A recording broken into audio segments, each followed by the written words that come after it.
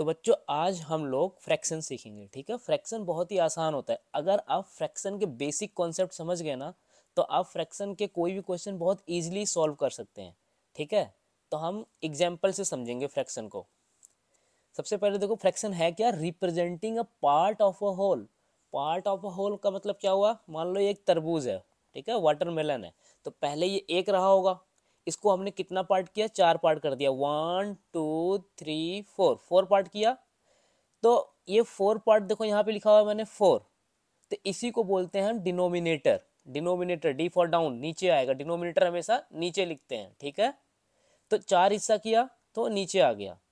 अब सपोज आपने इसमें से एक हिस्सा खा लिया, ये वाला ऊपर वाला हिस्सा खा लिया, तो इसको हम रिप्रेजेंट कैसे कर देंगे, 1/4।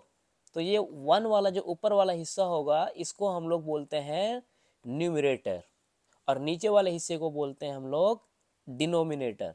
ठीक है, तो पार्ट ऑफ अ होल उसको हमने रिप्रेजेंट कर दिया कि ओके। तो शुरू में ये पूरा वाटरमेलन था, तो उसको हमने 4 इक्वल पार्ट में डिवाइड कर लिया, 1 2 3 4। ठीक है, तो ये 4 इक्वल पार्ट में डिवाइड हो गया। तो जो 4 हिस्सा है ये हिस्सा नीचे लिखो डिनोमिनेटर में। ठीक है, फिर ये लगाओ, इसको बोलते हैं फ्रैक्शन बार। फिर ऊपर मान लो आपने 2 पीस खाया तो यहाँ पे 2/4 आएगा।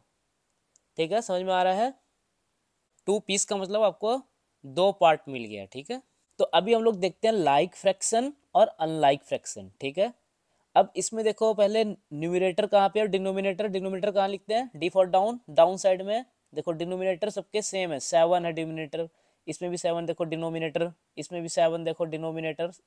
तो इसके डिनोमिनेटर सब में सेम है, 1/7 3/7 4/7। तो सबका नीचे देखो डिनोमिनेटर सबके सेम आ रहे हैं, इसी को बोलते हैं लाइक फ्रैक्शन। ठीक है, और अनलाइक फ्रैक्शन कौन से होते हैं, यहाँ पे देखो 1/5, नेक्स्ट में देखो 3/7। तो डिनोमिनेटर चेंज हो रहा है, 5 हो रहा है, कभी 7 हो रहा है। ठीक है, फिर 5/8, फिर 8 हो रहा है। तो डिनोमिनेटर सेम नहीं है, इसलिए क्या हो गया, अनलाइक फ्रैक्शन हो गया। ठीक है, तो एक बारी हम लोग अच्छे से दोबारा से समझ लेते हैं ठीक से। स्टार्टिंग में हमारे पास एक वाटर मेलन रहा होगा, उसको हमने 4 हिस्सों में बांटा।